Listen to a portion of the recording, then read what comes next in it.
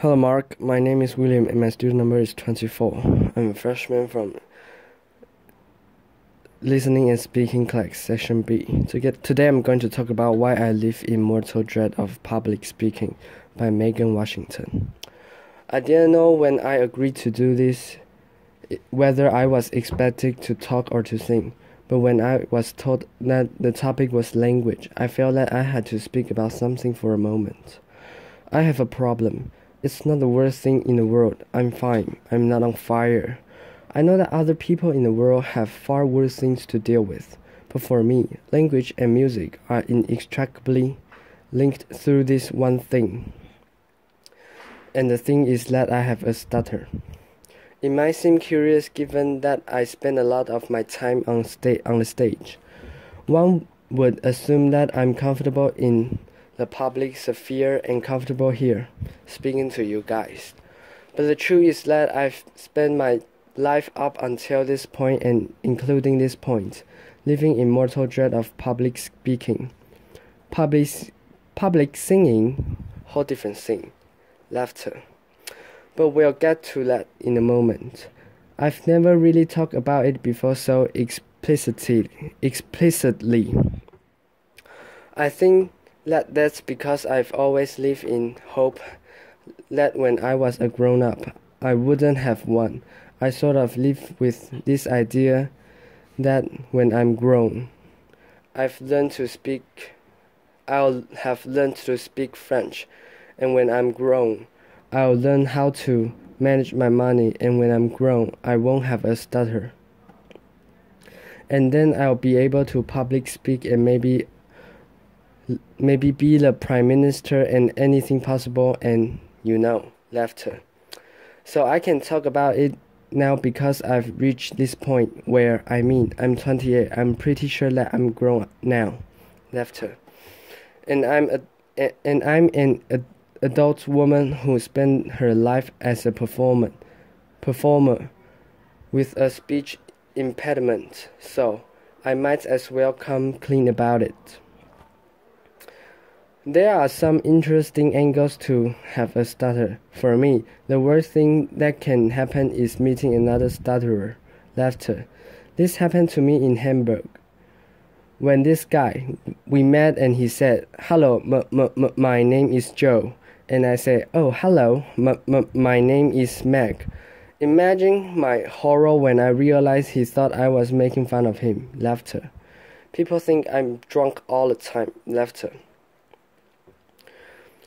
People think that I've forgotten their name when I hesitate before saying it, and it is a very weird thing because proper nouns are the worst.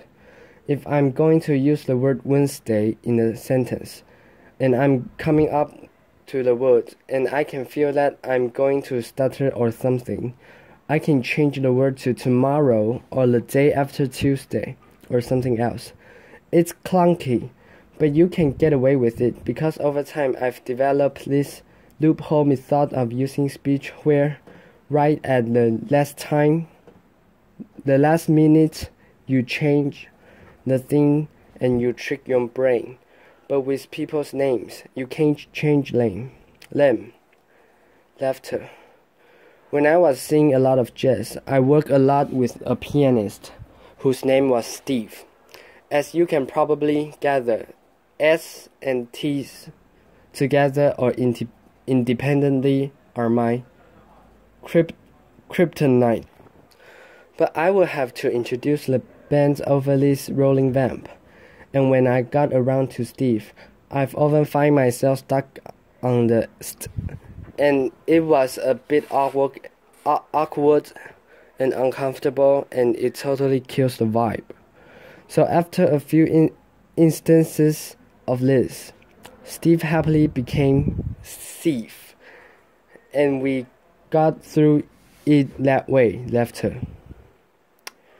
I've had a lot of therapy, and a common form of treatment is to use the technique that's called smooth speech, which is where you almost sing everything that you say. You kind of join everything together in this very sing-song, kindergarten teacher way. And it makes you sound very serene. like you had lots of Valium. And everything is calm, laughter. That's not actually me. And I do use that. I do. I use it when I have to be on panel shows or when I have to do radio interviews. When the economy of airtime is paramount. Laughter. I get through it that way for my job, but as an artist who feels that their work is based solely on a platform of honesty and being real, that feels often like cheating. Which is why before I sing, I wanted to tell you that what singing means to me. It's more than making nice sounds, and it's more than making nice songs. It's more than feeling known or understood. It's more than making you feel the things that I feel. It's not about mythology or mythologizing myself to you. Somehow, through some miraculous synaptic function of the human brain, it's impossible to stutter when you sing. And when I was younger, that was a method of treatment that worked very well for me, singing. So I did it a lot. And that's why I'm here today. Applause. Thank you. Singing for me is sweet relief. It is the only time when I feel fluent. It is the only time when what comes out of my mouth is comprehensively exactly what I intended. Laughter. So I know that this is a TED Talk, but now I'm going to TED sing. This is a song that I wrote last year. Thank you very much. Thank you. Applause. Piano. I would be a beauty, but my nose is slightly too big for my face. And I would become a dreamer. I would be a dreamer, but my dream is slightly too big for this space. And I would be an angel, but my halo pales in the glow of your grace. And I would be a joker, but that card looks silly when you play your ace. I'd like to know, are there stars in hell? And I'd like to know if you can tell, that you make me lose everything I know. That I cannot choose to or not let go. And I'll stay forever, but my home is slightly too far from this place. And I swear I try to slow it down when I'm walking at your pace. But all I could think, idling through the cities. Do I look pretty in the rain? And I don't know how someone quite so lovely makes me feel ugly, so much shame.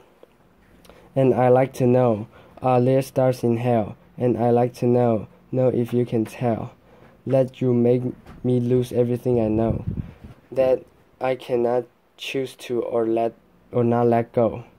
Thank you very much. Applause.